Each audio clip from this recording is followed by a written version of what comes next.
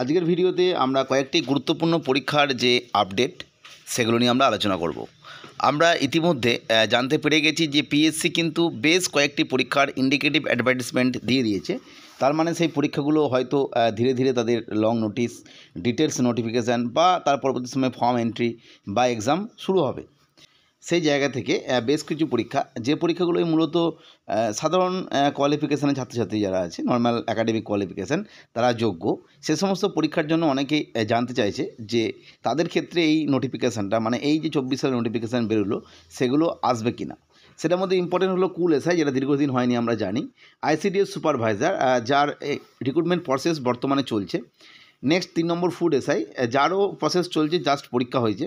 এবং 4 নম্বর হচ্ছে fire operator, যারও কিন্তু রিক্রুটমেন্ট প্রসেস দীর্ঘদিন হয়নি এবং একটা আইনি সমস্যা ছিল।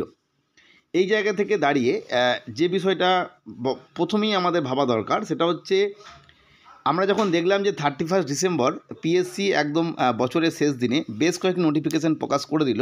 তার আগেও কিছু প্রকাশ করেছিল, কিন্তু তার মধ্যে এই 4টি নোটিফিকেশান দেয়নি। সেই জায়গা থেকে আমরা বুঝতে পারলাম যে এগুলো নোটিফিকেশান কিন্তু এই মুহূর্তে আর আসছে না। এটা আমাদের সাধারণ ধারণা ছিল, কিন্তু সেই জায়গা থেকে মাননীয় স্যারের কাছে পাওয়া তথ্য অনুযায়ী যে তথ্যটা পাওয়া গেছে সেটা আমরা একটু দেখব। স্যার কুল এসআই, আইসিডিএস সুপারভাইজার এবং ফুড এসআই, এই 3টে এক্সামের ক্ষেত্রে বলতে গিয়ে প্রায় একই কথা বলেছেন। একই কথা বলতে তিনি বলতে চেয়েছেন যে এই নিয়ে কিন্তু পিএসসিতে কোনো ভ্যাকেন্সি রিপোর্ট এই মুহূর্তে হয়নি।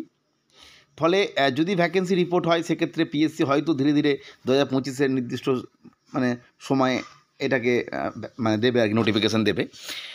ফলে যারা এই বিষয়ে আগ্রহী, যাদের এই পরীক্ষাগুলো দরকার আছে, তারা অবশ্যই এই বিষয়ে সংশ্লিষ্ট যে দপ্তর রয়েছে, কুল শিক্ষা দপ্তর কি, নারী ও শিশু কল্যাণ দপ্তর কি, খাদ্য দপ্তর, এই সমস্ত দপ্তর থেকে যে ভ্যাকেন্সি, সেগুলো নির্দিষ্ট সিস্টেমে পিএসসিকে রিপোর্ট করুক, বা তারপরে হয়তো নোটিফিকেশান আসবে।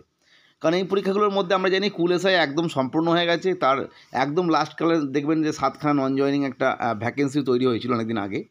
কিন্তু বাকিগুলোর ক্ষেত্রে আমরা জানি যে আইসিডিএস সুপারভাইজারও সেই যে রিক্রুটমেন্ট প্রসেস, তার নন জয়েনিং ভ্যাকেন্সি এখনও আসেনি, ক্যান্ডিডেটদের জন্য, ফ্রেশ ক্যান্ডিডেটদের জন্য। বা অঙ্গনওয়াড়ি ওয়ার্কার যারা ছিল, AWWS বা CWS, তাদের ক্ষেত্রেও যে রিক্রুটমেন্ট আর কি, সংশ্লিষ্ট দপ্তর থেকে অ্যাপয়েন্টমেন্ট, সেটা কিন্তু ধীরে ধীরে আসছে। অনেকগুলো ফেজে রিক্রুটমেন্ট এসেও গেছে, অ্যাপয়েন্টমেন্ট। ফুড এসআই তো আমরা জানি যেটা জাস্ট পরীক্ষা হয়েছে এবং সেই নিয়ে কিন্তু একটা কেসও চলছে। যাই হোক, তাহলে এগুলো আমরা বুঝতে পারলাম আপাততভাবে কুল এসআই, আইসিডিএস সুপারভাইজার এবং ফুড এসআই, এই 3টে পরীক্ষার নোটিফিকেশান এই মুহূর্তে আসছে না। নেক্সট যে গুরুত্বপূর্ণ ফায়ার অপারেটর, ফায়ার অপারেটরের ক্ষেত্রে একটা তাৎপর্যপূর্ণ বিষয়, আমরা জেনেছিলাম যে 1000টার মতো পোস্ট কিন্তু আছে ফায়ার অপারেটর পরীক্ষার জন্য। এবং এইটা আজকের কথা না, এটা অন্তপক্ষে আমার যতটা মনে হচ্ছে প্রায় 10 থেকে 11 মাস আগে বা 9-10 মাস আগেকার কথা। যে সময় আমরা এটাও জেনেছিলাম যে আইডিওর ভ্যাকেন্সি হচ্ছে 250টি। ঠিক সেই সময় আমরা জেনেছিলাম যে ফায়ার অপারেটরের জন্য 1000টি পোস্ট তৈরি হয়েছে। কিন্তু ঘটনাটা হচ্ছে, এটা নিয়ে আমরা পূর্বে জেনেছিলাম বিভিন্ন তথ্য ফায়ার অপারেটর নিয়ে, যে দেখা গেছে যে এরকম হয়েছে যে সঠিক নির্দিষ্ট যে নিয়ম, সেই অনুযায়ী ভ্যাকেন্সি রিপোর্ট হয়নি।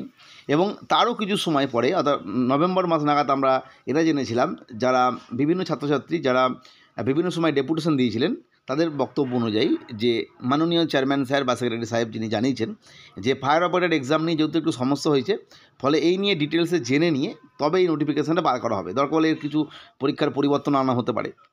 সেই জায়গা থেকে ওই যে 1000টা ভ্যাকেন্সি, সেটা কি হলো সেই নিয়ে বলতে গিয়ে স্যার যেটা তথ্য উল্লেখ করেছেন, যে নির্দিষ্ট যে দপ্তর রয়েছে ফায়ার অপারেটরে, সেখানে গিয়ে ওই যে 1000টা ভ্যাকেন্সি, যেটা আমরা প্রত্যেকেই জানি যে একটা লেটার মারফত জানতে পেরেছিলাম যে 1000টা ভ্যাকেন্সি রয়েছে, সেই নিয়ে কিন্তু পিএসসিকে সঠিকভাবে আর কি প্রপার সিস্টেমে ভ্যাকেন্সি রিপোর্ট করতে বলুন। অর্থাৎ এই মুহূর্তে কিন্তু পিএসসির তথ্য অনুযায়ী রিপোর্ট কিন্তু হয়নি এই ভ্যাকেন্সিটার।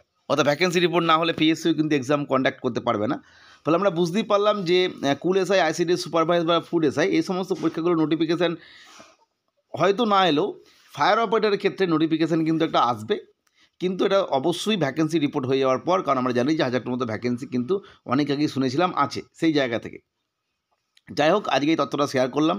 পরবর্তী ক্ষেত্রে বিভিন্ন তথ্য বা আপডেটের জন্য চ্যানেলটিকে সাবস্ক্রাইব করে রেখো। আজকের ভিডিও দেখার জন্য প্রত্যেককে অসংখ্য ধন্যবাদ।